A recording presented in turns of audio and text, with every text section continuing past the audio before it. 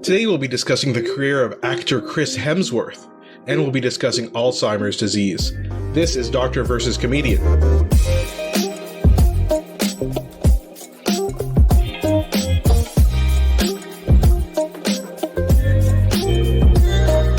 I'm Dr. Asif Doja, and this is the Doctor of Laughs. Not a real doctor. Ali Hassan.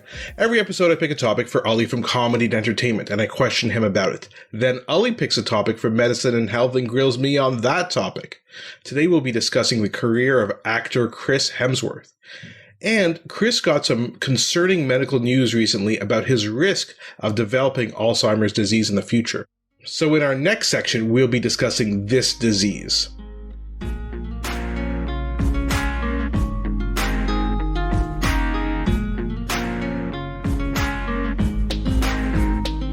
Okay, Ali, so let's get right into things. Chris Hemsworth, the mighty Thor, great actor. I do think he's quite funny. So let's talk a bit about him. We can talk about when we each kind of first heard about him, became aware of him, a bit about his background, and then I have a special surprise for you about Chris. Oh, is he here? No.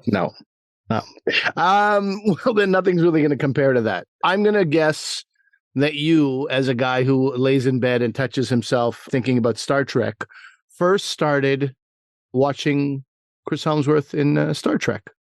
Yes? No? That's when I first heard about him. Right. He played James T. Kirk's father in the reboot. So J.J. Abrams in 2009 did this reboot of Star Trek, and he's only in the first 5 minutes, and I'm not going to, I'm very worried about spoilers because one of our friends who shall remain nameless, who we just saw recently, gets super upset with any spoilers. So if I say, something happens in the first 5 minutes of this movie involving Chris Hemsworth, that's a huge spoiler, and he gets so angry and he wants to throw his phone away if he's listening to our podcast on the phone. That friend is a ding-dong. Let's wait till we hear that criticism from anyone else. Lots of other listeners listen without the urge to throw their phone. I think, anyway. You can tell us if Asif has been spoiling things. The other thing, this movie, Star Trek, came out in 2009. There is a statute of limitations on spoilers. Yeah, for God's sake. If someone is saying Darth Vader is Luke's father, and you're like, wait, what? I haven't even gone around to seeing it yet. Okay. All right, relax. Anyway, so that's the first time I actually did see him. And it's true. It's a very small role. As we said, 5 minutes. But it is kind of memorable. And you did think to yourself, who is that guy? That's an interesting actor. And then, of course, he was cast in Thor. That was his next big break. So what about you? When did you first hear about him? It was Thor, actually. It was Thor. I don't watch a lot of Australian soap opera, but if I did, that's where I would have seen him first, right? His brother, Luke, his older brother, was on a show called Neighbours in Australia, and he was on a show called, I think, Home and Away. Yeah, that's right. Yeah. Those are the two biggest, although, Home and Away has only been around since the 80s, but they're the two biggest soap operas in Australia, the two longest running, I don't know about biggest, but two longest running Australian soap operas. So, yeah, I'm not really into that scene. Not that I have anything, it just never comes across my radar. But yeah, I basically, Thor was my introduction to Chris Hemsworth. And part of me was wondering which Hemsworth this was. I wasn't even 100% sure at the time. Right. So he has these two brothers, Luke, who's his older brother. Luke, he has probably the least successful career out of all three, though he's still outside of Australia. Yeah, that's right. But he was in Westworld. That's where I kind of saw him in North America. I watched the first 3 seasons of Westworld, and then that show became extremely bad. And then Liam Hemsworth, who people know from the Hunger Games movies. That's probably his biggest role.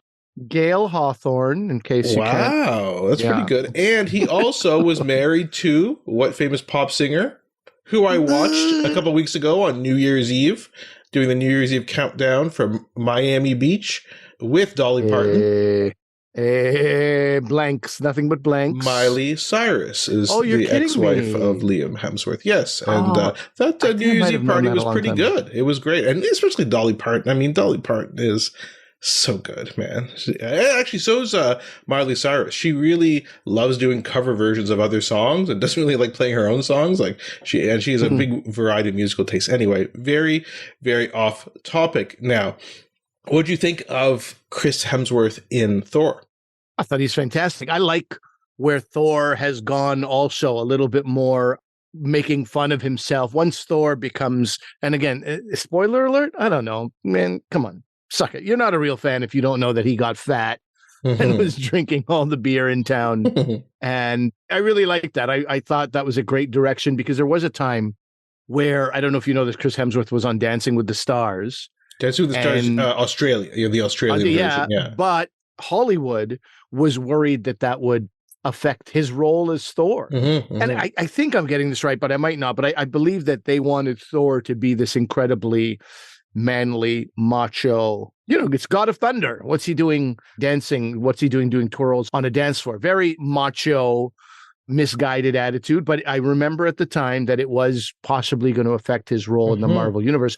Turns out he's making more fun of his own character now. Yeah. Than anything Dancing with the Stars could have ever done. So I like the direction they've gone in with him quite a bit. I really like Thor, and I really like him as Thor. And did you know that Tom Hiddleston, who plays Loki, he actually, I'm going to say applied for the job. Auditioned is actually, I believe, the word you Hollywood types use, is he auditioned for the role of Thor, and it was kind of between those two.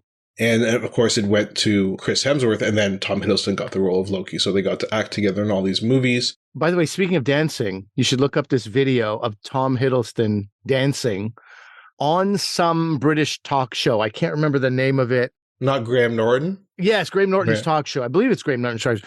And he sort of gets up. Graham Norton has the couches there on stage and other guests. He has quite a few guests. I don't remember who else he was sitting in front of, but they're pretty blown away by this guy's dance moves. This guy can move. Oh, wow. It's crazy.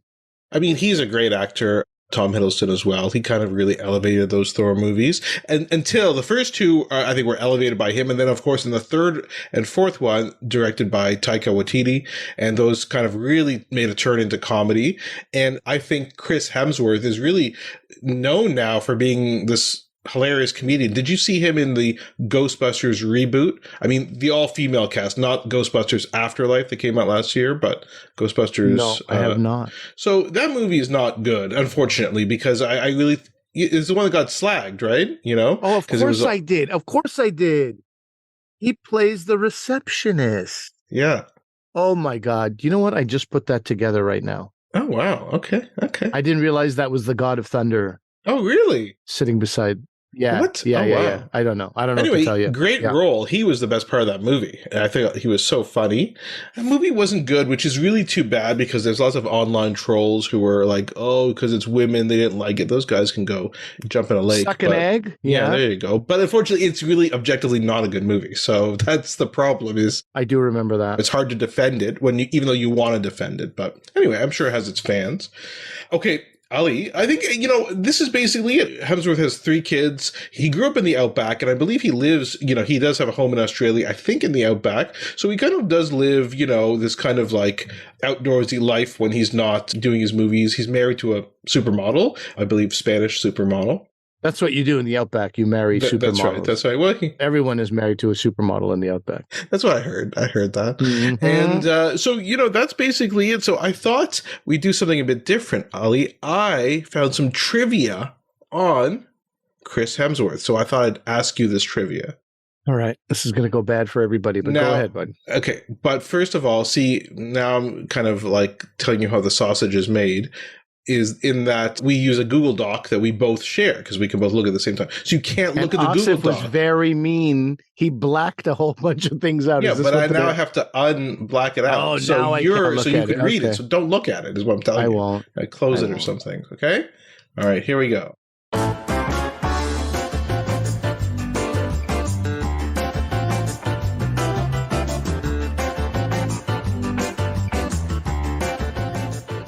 Can you guess his childhood nicknames or the nickname Chris Evans, who plays Captain America, calls him?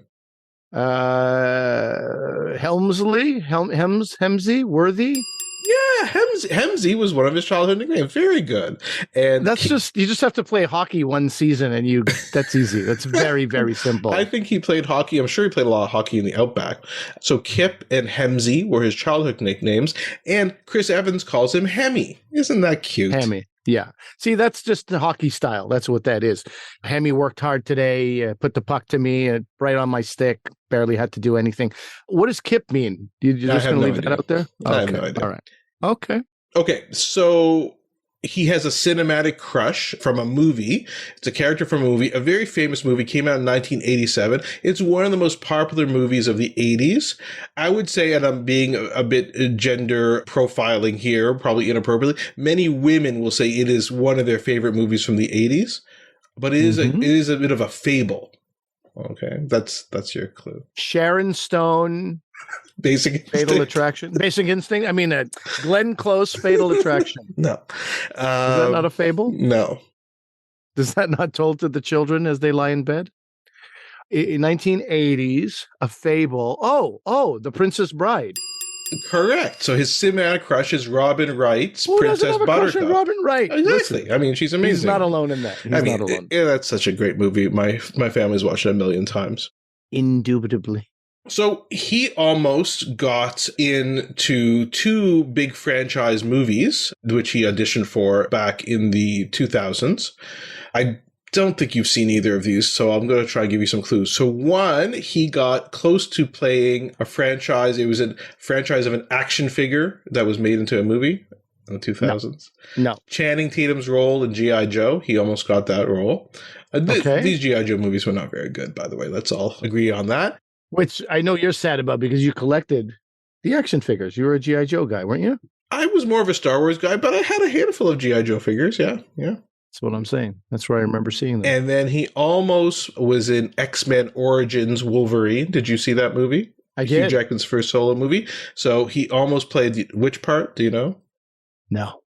Gambit. Taylor Kitsch, who is really fallen off the face of the earth in terms of actors. He played Gambit, who's like he throws cards, he can energize cards and throw them. Yeah, but very, very lean and skinny, right? Taylor's character? Yeah. Okay, so it would have been a completely different look. Yeah, exactly. Not a huge buff character. No, not at all. And Gambit's not really like that in the movies. Anyway, so he almost got to be Gambit, and he almost got to be in G.I. Joe.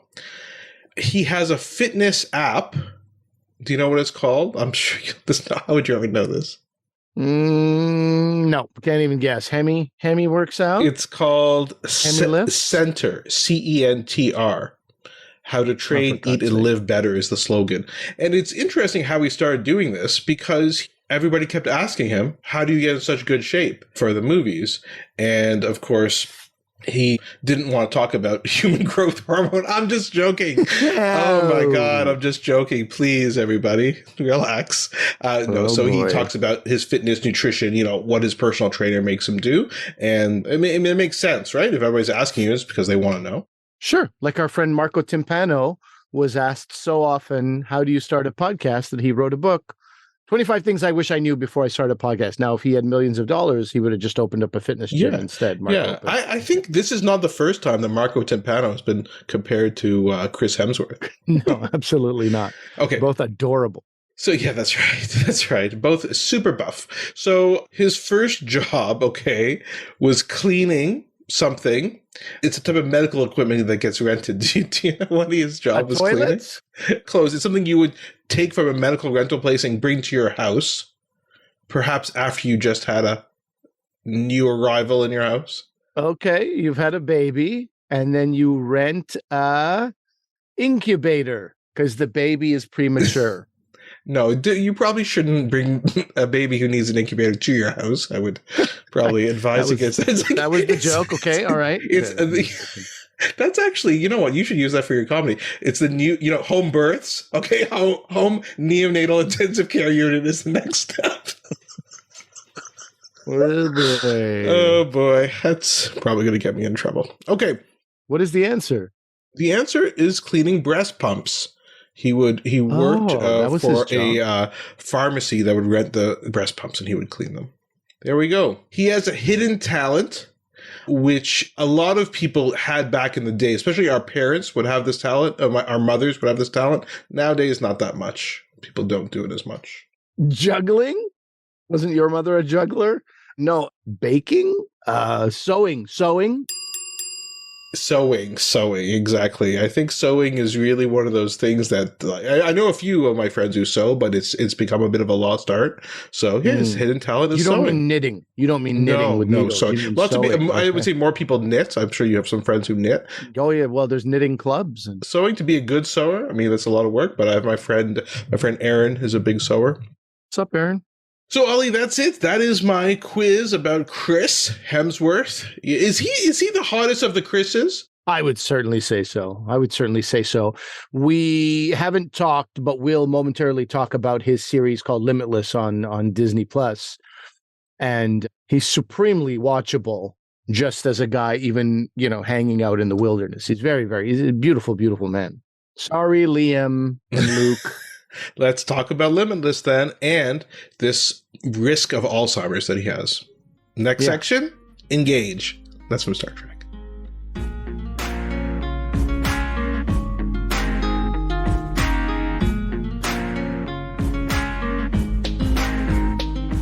So, we've been wanting to talk about Alzheimer's for quite some time. It's top of mind for me. My father's best friend passed away in 2022 after quite a long battle, at least what I think was a long battle. Watching it from afar, it felt like it's quite long. We'll talk about the length of Alzheimer's and that as well. But why don't we back up? I think a lot of people think they know what Alzheimer's is.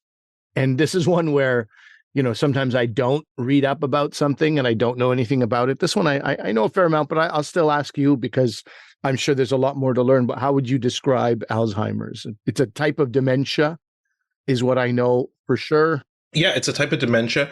It's funny. A lot of patients, especially when I did adult neurology, they'll talk about, my mother or father, my grandfather had Alzheimer's disease, Alzheimer's. I'm like, well, that's not quite the pronunciation. I don't think the German was the Z turns into a T. So I think some people confuse it about that. But of course, it occurs in older people. It's one of these diseases that does not occur in pediatrics.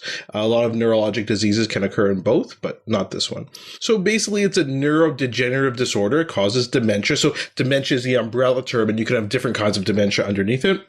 And you get cognitive and behavioral impairment that progresses over time.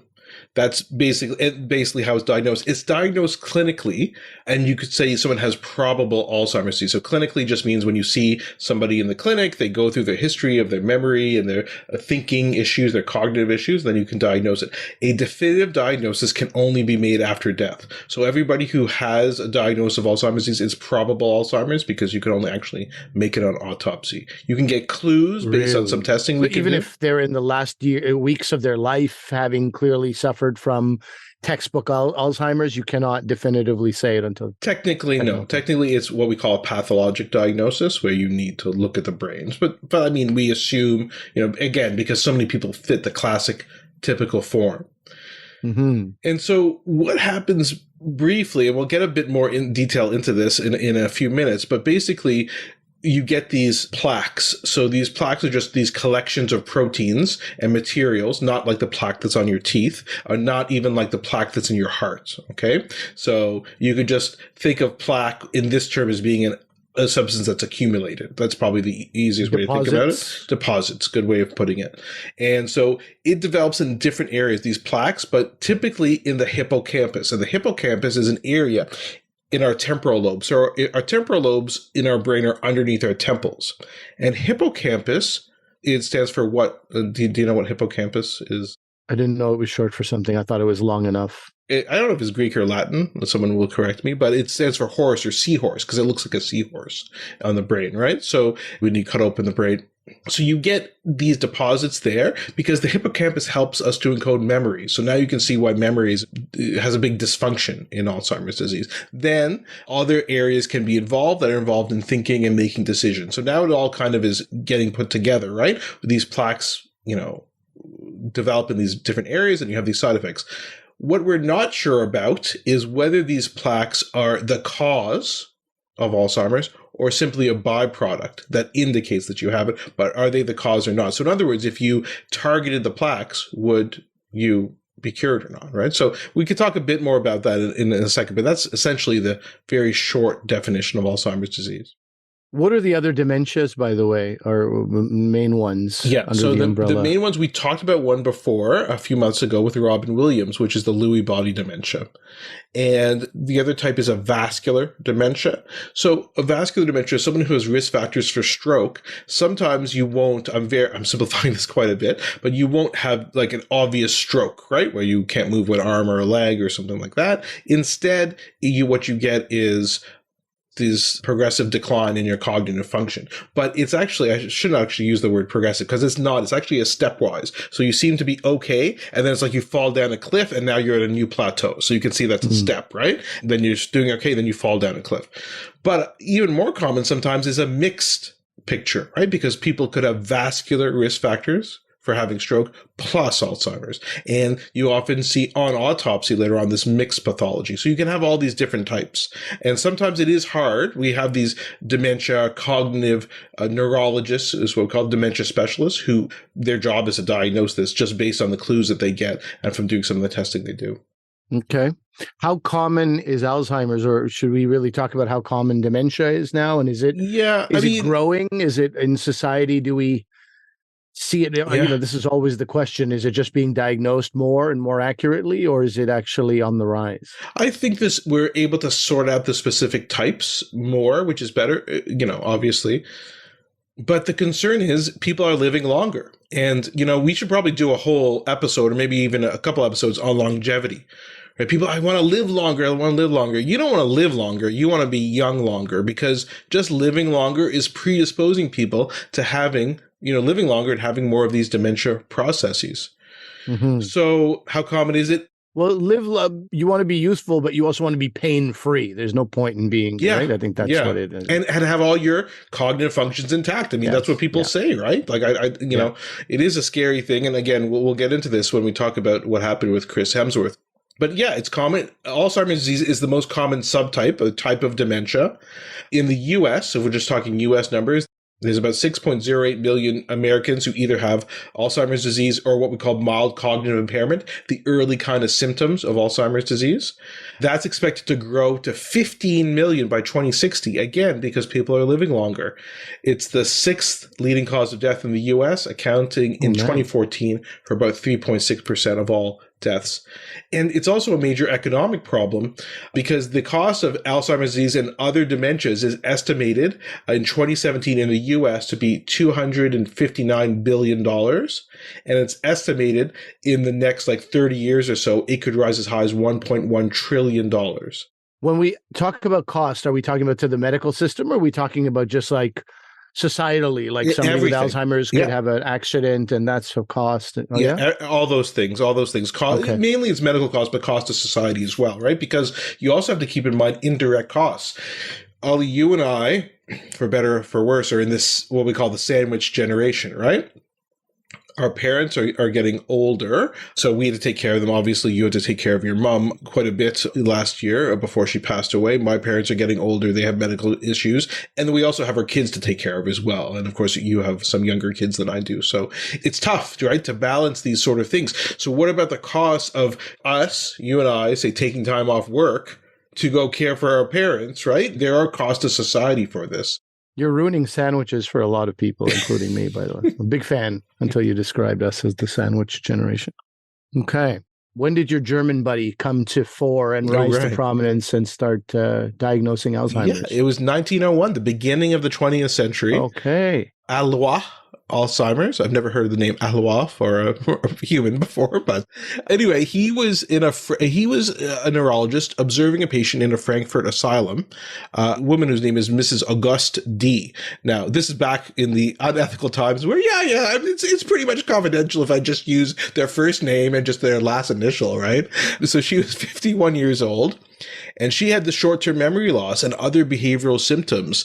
And so he followed her along clinically as a physician. Then after she died, he sent her brain to have an autopsy on it. And they were able to identify these amyloid plaques and neurofibrillary tangles. And these are the pathological hallmarks of what became known as Alzheimer's disease. And so, it was first described by him over 120 years ago. One of the causes is we're living longer. or that's the reason we're seeing more of it. But what do we know about the causes of Alzheimer's? So it goes down again to this pathology, what happens when you're looking at the brain. So basically, in our brain, we have these connections, these microscopic connections in a support structure called microtubules. And they kind of act like as a bit of a highway, and they guide nutrients back and forth to our nerve cells, or our neurons, which is what we call nerve cells in the brain. There's a protein called tau, T-A-U, which stabilizes these microtubules, okay? In Alzheimer's disease, tau is changed chemically, and it starts to pair with itself to these other threads, and then you get these tangles. And then you also get these plaques, which we talked about, which are called beta amyloid plaques. And these things accumulate, and that's basically what Alzheimer's disease is. And we'll get in a bit to if it's possible to target these. But essentially, that's what it is. Again, we don't know exactly what causes these things to occur, but that's basically the pathology that we see when we examine the brain after people die. And as far as a diagnosis, even though you can't diagnose it definitively when they're alive, in this show, in this episode of Limitless, the show that Chris Hemsworth hosts, I guess she's a neurologist. She's doing some tests related to Alzheimer's, and it's kind of like a watch what I do and match what I do. And she's doing some things with her hand, punch her knee, then slap her knee, open hand, then do something else. So I actually got lost on that immediately. And I was right away, I was like, okay, I might have Alzheimer's. But even he was laughing, like it's a little tough those cannot be although sometimes you've told me that certain diseases, when you use, what is that tool you guys have? The old hammer? Reflex hammer. Reflex hammer. And if there's no reflex, that's a huge sign of something, or something in the eye. If the eyes don't move, that's a huge sign. So is it really for Alzheimer's? Is it a simple test, or is it more invasive? Not really. So those are good questions. So what happens at the beginning is people present usually with these memory problems, and then they have concerns. Often it's the caregiver who is concerned about the memory problems. Again, I'm really generalizing because obviously some people with Alzheimer's disease, they notice their own memory problems, but sometimes it's other people who are noticing it. And sometimes you can have what's called a pseudo dementia because of depression. It's very common in elderly people. So people think that they may have dementia, and they start to get worried about it because they can't remember things, but it's actually because of depression, sometimes anxiety. And so when you see like a dementia specialist, they will be kind of teasing these things out. And so is the person the one reporting their memory problems? Maybe it's not a dementia, maybe it's a pseudo-dementia if that's the case, or is it the partner who's noticing, or the kids who are saying, they seem to be forgetting things, what's going on with their cognitive functions. And then they can do a bunch of tests like this. These are sometimes, if it could be very detailed, these are called neuropsychological tests. By doing the tests, you can identify which brain areas may be affected. Is it more visual spatial? Is it more a planning, ordering problem in your brain? Is it a memory recall thing? So that test she was doing is a relatively basic test, but it can help give a clue as to what area. Is it an organization planning problem, right? That's kind of what she was getting at by doing those tests. But really it's that there are some markers that you can do in the spinal fluid or using very specialized kinds of scans like PET scans, but those are not commonly used. The average person who gets diagnosed with dementia will not have those extra tests. It will just be based on meeting the family, examining the patient, and then maybe doing some of these other neuropsychological tests to do it. So that's when I say it's a clinical diagnosis, that's what I mean. It's by just seeing a patient in the office. Putting Hemsworth aside for a minute, because his particular diagnosis was fairly unique, what is the prognosis and treatment? And is there, once you have it, once you're diagnosed, is there any reversal, or is it just... And I also wanted to ask about the speed of decline. Why do some people last another 8 years after they're diagnosed and others a year? Yeah, it's very variable. This just to answer your last question first, the speed of decline. It can be, the time from diagnosis to death can be as little as 3 years or as long as 10 or more years. If you have an early onset Alzheimer's disease, those patients tend to have a more aggressive, rapid course than those with a later onset. An example of someone who had a very early onset Alzheimer's disease, I don't know if you know John Mann, who was a lead singer of Spear of the West, which was a well-known Canadian band in the 90s. Yeah, of course. I love that band. I thought this guy was such a good writer, such a good songwriter, and to see that kind of go away over time. I actually saw their, I don't know if I ever mentioned this to you guys on the podcast. I saw their very last concert in Vancouver. I was there for a conference, and so I just bought a ticket and went to their very last concert at the Commodore in Vancouver. Such a great venue. And he had to use an iPad to remember the lyrics to songs he wrote. And I remember what happened was they had a bunch of guests, and one of the guests was Stephen Page from the Bare Naked Ladies. And Stephen Page wanted to sing a song called D for Democracy. And so he's like, I'll be the lead singer on that song. And so I didn't watch Stephen Page singing that song. I watched John Mann, and he had no idea what the lyrics were. No idea. And he wrote the song. It was his song. And it was quite sad to watch, when I realized that was what was going on. And he died several years later, relatively rapidly. And he died, I believe, in his 50s. That's what I was going to ask you. Early onset means in your 40s, late 40s? Is that early? Yeah, it could be any time, really, like 40s, 50s. That would be an early onset patient. So it is quite scary. And the problem is you just get progressive worsening over time. And you can also get anxiety, depression, insomnia, agitation, and you eventually need help with all your basic activities. So dressing, bathing, toileting. And eventually walking becomes difficult, swallowing can become difficult, and then sometimes you can only need to be fed through a tube. Patients often die of aspiration pneumonia, where either food, liquid, or their own saliva goes into their lungs. So it is really a concerning diagnosis. There is some treatment that can maybe slow the progression, but there's no cures, right? So in our brain, we have different neurotransmitters, and one of them is acetylcholine. And we know that these cholinergic systems in our brain can modify the information processing in the hippocampus and other areas of the brain. And so you can basically have these drugs that you can give. These are the mainstay of drugs that are used for Alzheimer's disease that can prevent the breakdown of acetylcholine. So you're preventing the breakdown of something. So you're increasing the amount of acetylcholine in the brain. And so that can kind of help, but it can really just slow the disease progress, perhaps. It really isn't a miracle drug. There is some hope on the horizon. There's a new drug that just came out called Lecanemab.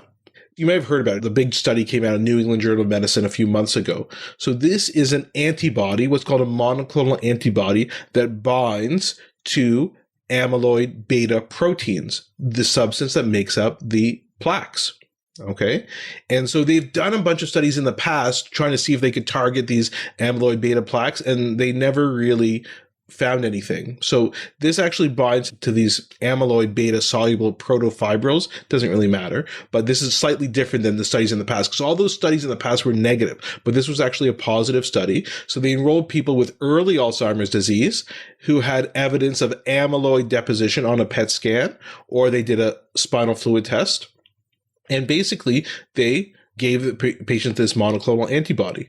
These patients then had reduced markers of amyloid and moderately less decline in measures of cognition than patients who were on placebo. So it actually was a study that worked. Now, the bad news is they did have some adverse events, which included swelling of the brain. So the swelling, they say, was actually pretty minor and was transient, so it's not that concerning, but it's not a nothing side effect. So if you read the editorials about this drug, and I'll link to some of them as well as an NPR article, it is quite promising, this drug, because of the fact that it is targeting the amyloid beta protein. And you're seeing some improvement in cognitive function. It's not a smoking gun. It's not it's not a silver bullet, I think is the actual term. Mm-hmm. But it is promising. So that there may be some hope for people, and we'll see what happens with longer term studies of this antibody. But anyway, so that you may have heard of in the past couple of months was a big finding.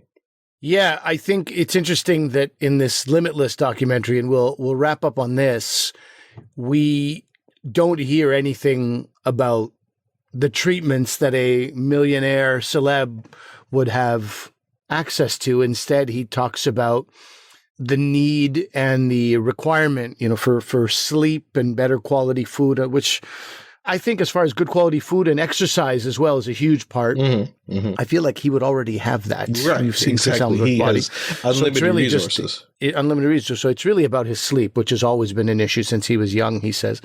But I found it interesting. So this is like, if anybody has ever seen Zac Efron's series called Down to Earth, this is Chris Hemsworth hosts this series called Limitless, and he's sort of pushing himself, his body, to new limits in every episode, whether it's ice baths or diving off a skyscraper, whatever he's doing. Asif had recommended that I watch episode 5, and episode 5 is the episode where he's given this news that he has this particular combination of genes, quite rare, that puts him at risk, 8 to 10 times more risk of Alzheimer's than the average person. And what I had read in Vanity Fair in November was that the Peter Attia, who is this longevity specialist, he was saying that he didn't want to give this diagnosis on camera. This is a very personal, private thing. That's just a doctor with ethics. But Chris Hemsworth was raised on a heavy diet of show business, so he was like, no, give it to me on camera. And I'm sure to be honest, the directors and producers were also probably like, oh, that's great. If he wants to hear it on camera, this could be great.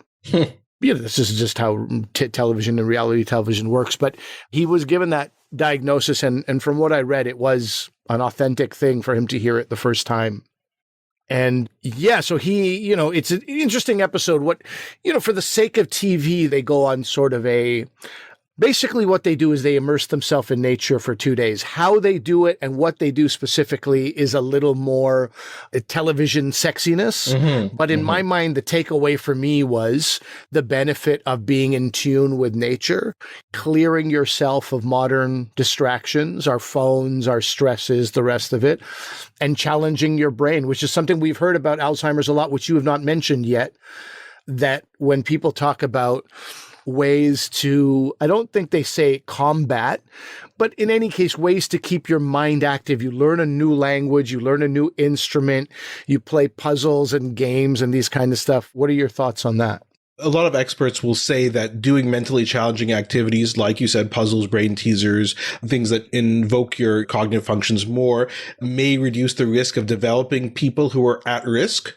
Whether when you actually get the symptoms of Alzheimer's disease, whether that slows the progression, that's a bit more controversial. There's also this idea that people say, if you say you have a PhD in something and you're a very, very well-educated person, you have further to fall to get to a dementia level. Sure. There's also that suggestion as well. So, I mean, and those things are good, staying off your phone and challenging your mind. So I don't think anybody would have a problem with that. But again, saying that as a treatment for dementia, once you actually have full-blown Alzheimer's, I'm not quite sure about that. No, and I don't think they were suggesting it was a treatment. I was just that's something that and sleep as well is important. That's some emerging literature that's coming out as well.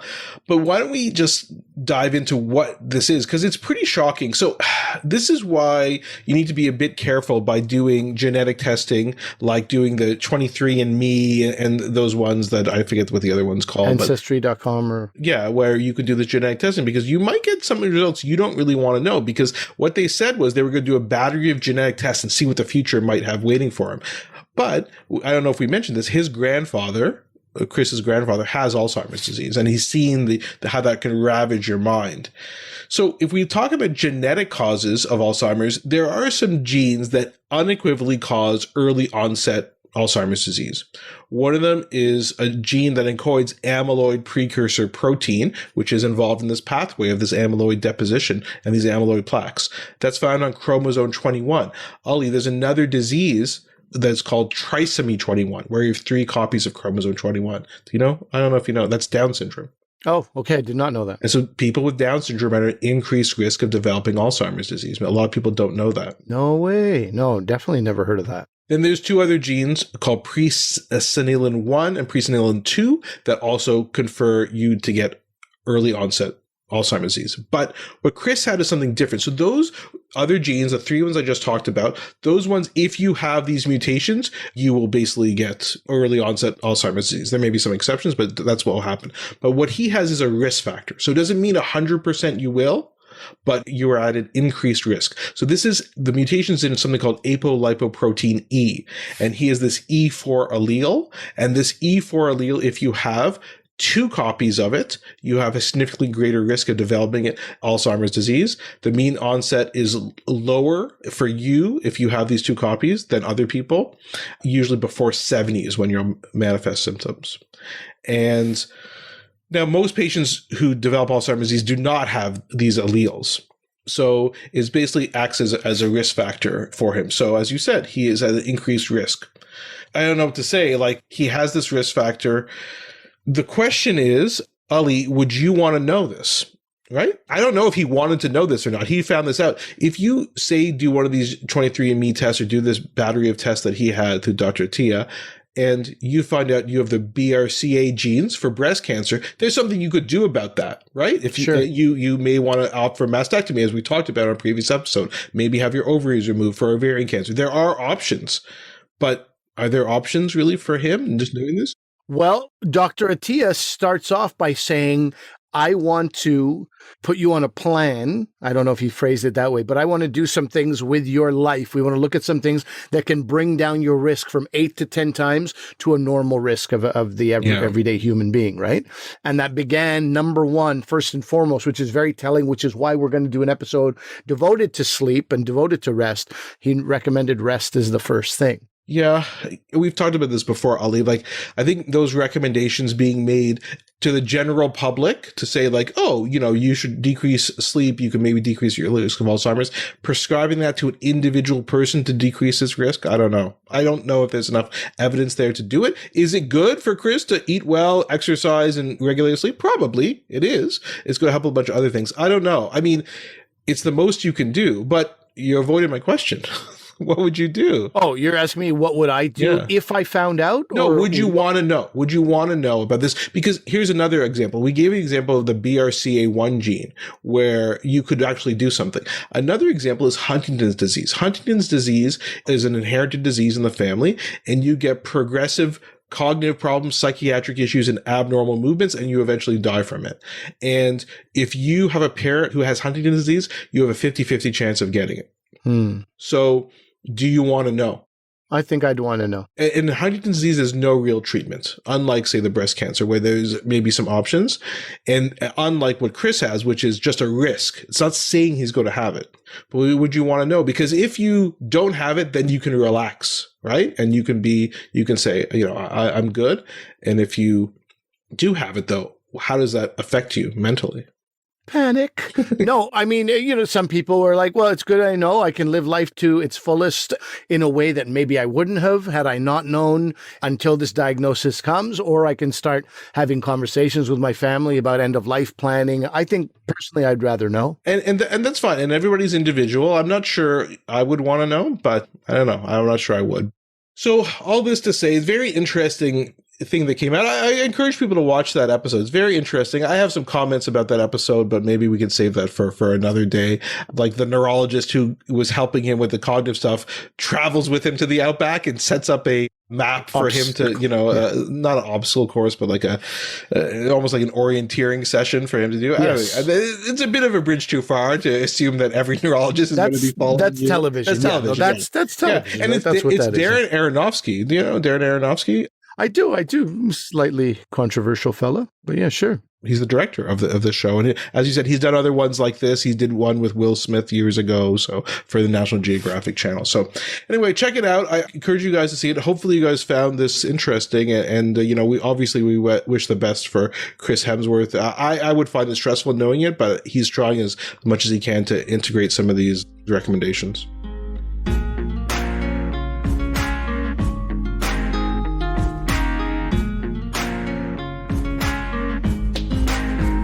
So, Ollie, that's our show for today. Everyone, let us know what you thought about this episode. Let us know what you thought about Chris Hemsworth. Do you want to hear more about these other topics about longevity, etc.? Sleep. Ali really wants to talk about sleep. We should talk about it. We'll start off maybe talk about sleep apnea, which one of the two of us has. That's a whole other. Yeah, that's a whole full episode on its own. Yeah, and then maybe we'll progress into sleep after that and sleep disorders. I also want to know if that's on the rise, because I keep meeting more people who have sleep apnea and require the, mask machine at night. Yeah. We'll definitely talk about that. Reach out to us, Dr. V Comedian, on Twitter, Facebook, Instagram. We are everywhere. drvcomedian@gmail.com. Ali, anything to mention before we get out of here? Yeah, I'm touring the country of Canada over the next few months, including 10 dates in Ontario in January. In February, I'm in Moncton. I'm in Victoria in March. And then I go across the West, prairies in the West over March and April. And Canada Reads, you can check cbcbooks.ca for the long lists. The short list will be coming out. And then Canada Reads is at the end of March. Awesome. But remember that although I'm a doctor, I'm not your doctor. Medical issues we talk about are for your interest and information only, and they're not medical advice. Okay, Chris Hemsworth, I'm not giving you medical advice. But please consult your medical professionals for actual medical advice. Thanks for listening. Bye.